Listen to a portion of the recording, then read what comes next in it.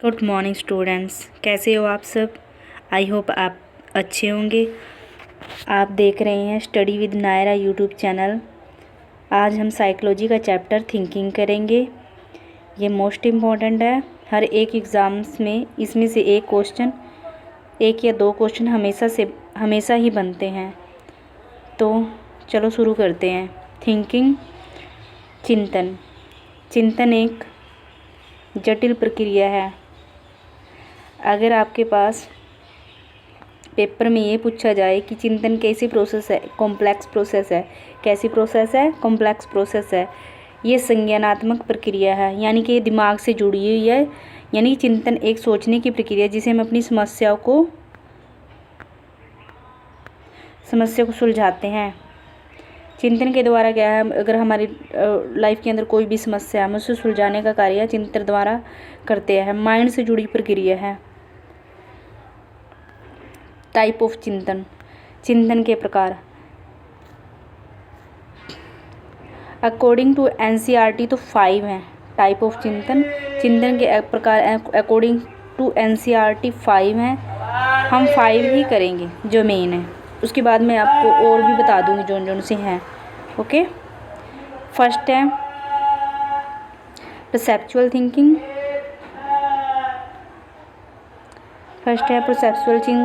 Perceptual thinking यानी कि इसको बोलते हैं हिंदी में प्रत्यक्ष चिंतन। प्रत्यक्ष चिंतन मीन्स जो सामने रखी चीज़ों पर जो चीज़ें सामने हैं उनको देखकर थिंकिंग की जाती है, उनको देखकर चिंतन किया जाता है।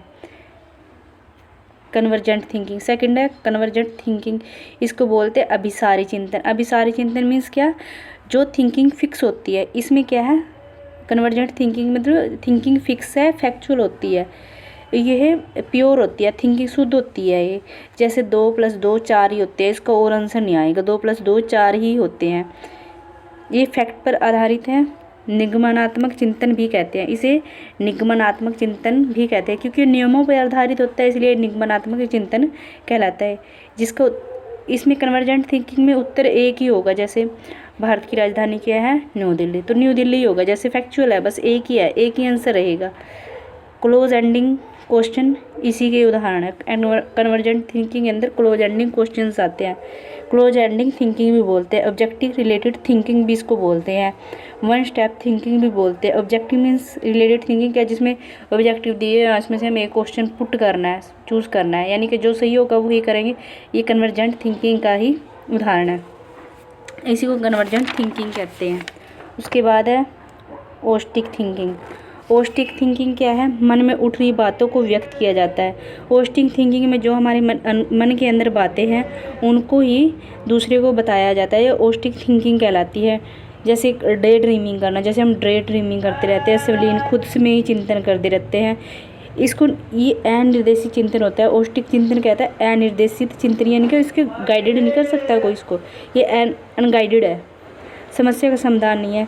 ओस्टिक थिंकिंग के अंदर कोई भी समस्या का समाधान नहीं होता, मतलब कि बंदा खुद से ही बात कर रहा है, खुद के मन में जो भी बातें को उठ रही हैं उसको व्यक्त कर रहा है। इसमें समस्या का कोई भी समाधान नहीं है।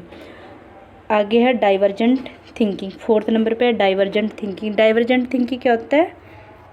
डाइवर्जेंट थिंकिंग क्या होता है? अपसारी चिंतन क्या होता है? एक तरीके की वजह से अलग, यानी कि किसी भी चीज़ को एक तरीके से ना सोचकर उसे अलग अलग तरीके से सोचना। जैसे कि कोई समस्या, उसको ये सोच ले कि ये इस टाइप से भी हल हो सकती है, इस तरह से भी हल हो सकती है, मतलब कि किसी भी तरीके से सोचना, अलग अलग प्रकार से सोचना ही अपसारी चिंतन कहलाता है। इसमें क्रिएटिविटी होती है। अपसारी चिंतन के अंदर क्रिएटिविटी है। बहुविध चिंतन है। बहुविध यानी कि विभिन्न प्रकार का चिंतन, विभिन्न तरीके से चिंतन करना, आउट ऑफ बॉक्स जाके। डाइवर्जेंट थिंकिंग के अंदर आउट ऑफ बॉक्स जाके चिंतन किया जाता है, आउट ऑफ बॉक्स जाके चिंतन किया जाता है। ब्रेन स्टॉर्मिंग थिंकिंग है। डाइवर्जेंट थिंकिंग के अंदर क्या है कि ब्रेन स्टॉर्मिंग, यानी कि ब्रेन के अंदर उदेलन, मतलब कि दिमाग के अंदर कुछ ना कुछ चलता ही रहेगा, ये ब्रेन स्टॉर्मिंग थिंकिंग कहलाती है। मस्तिष्क पार्श्विक चिंतन है। ओपन एंडिंग क्वेश्चन, मतलब कि ओपन एंडिंग है, ये ओपन एंडिंग है। ओपन एंडिंग कैसे कि मतलब कि इसमें क्वेश्चन मतलब कि बच्चे को निबंध लिखने के लिए दे दिया। इस थिंकिंग में मान लो बच्चे को ना निबंध लिखने के लिए दे दिया, उसको अपने अकॉर्डिंग, तो वो ना अपने अकॉर्डिंग लिखता ही चला जाएगा। ओपन एंडिंग है ये, मतलब कि अपने अकॉर्डिंग कुछ भी इसमें ऐड ऑन करता जाएगा, निबंध के अकॉर्डिंग, ऐसे के अकॉर्डिंग। ये ओपन एंडिंग चिंतन है, थिंकिंग है। अब आगे है, अब 5th नंबर पे है क्रिटिकल थिंकिंग। क्रिटिकल थिंकिंग क्या होती है? इसे आलोचनात्मक चिंतन कहते हैं। क्रिटिकल थिंकिंग को हिंदी में कहते हैं आलोचनात्मक चिंतन। आलोचनात्मक चिंतन कैसे? इवैल्यूएटिव। आलोचनात्मक चिंतन मतलब ये होता है कि किसी भी चीज़ का, किसी भी मतलब कि कोई पर्सन है या कोई टॉपिक है, उसके मतलब कि गुण व दोष निकालना, यानी कि उसके गुणों को भी देखना, उसके दोष हैं जो उसके अंदर कमियां हैं उसको भी देखना, क्या कहलाती है? क्रिटिकल थिंकिंग कहलाती है। क्रिटिकल थिंकिंग किसी भी चीज़ के गुण व दोष निकालना, इवैल्यूएटिव होती है। इसमें मतलब ये इवैल्यूएटिव थिंकिंग है। ये इस थिंकिंग के अंदर क्या है? मूल्यांकन किया जाता है। इस थिंकिंग में क्या किया जाता है? मूल्यांकन किया जाता है। Reflective thinking. अब ये 5 तो मेन है, ये जो 5 है ना, 1 2 3 4 5, यानी कि परसेप्चुअल थिंकिंग, कन्वर्जेंट थिंकिंग, ओस्टिक thinking, divergent thinking, critical thinking, ये मेन है। ये 5 है जो एनसीईआरटी के अकॉर्डिंग है, एनसीईआरटी के अकॉर्डिंग है, और यही एग्ज़ाम्स के अंदर आएंगे। अगर इनसे अदर कोई आ सकती है तो मैं आपको ना बोल के बता देती हूँ। रिफ्लेक्टिव थिंकिंग एक है रिफ्लेक्टिव थिंकिंग। रिफ्लेक्टिव थिंकिंग होते हैं विचारात्मक तार्किक चिंतन। इसमें मतलब कि कोई भी लॉजिकली थिंकिंग की जाती है। आगे है एसोसिएटेड थिंकिंग या सहचार्य चिंतन। इसमें 2 चीज़ों को जोड़ना, उस पर थिंकिंग करना, यानी कि कोई भी 2 चीज़ें हैं उसे जोड़कर जो उस पर थिंकिंग की जाती है ना, उसे एसोसिएटिव या सहचार्य चिंतन कहते हैं। अनगाइडेड चिंतन, अभी मैंने बताया था कि अनिर्देशित चिंतन, जिसमें कोई गाइड करने वाला नहीं होता। हमारे दिमाग में पता नहीं क्या क्या चीज़ें चल रही है, पता नहीं क्या क्या हो ही जा रहा है, मतलब कि क्या क्या सोच रहे हैं, कोई अनगाइडेड है, वो अनगाइडेड थिंकिंग है। अनिर्देशित चिंतन है। गाइडेड चिंतन में तो निर्देशित चिंतन है।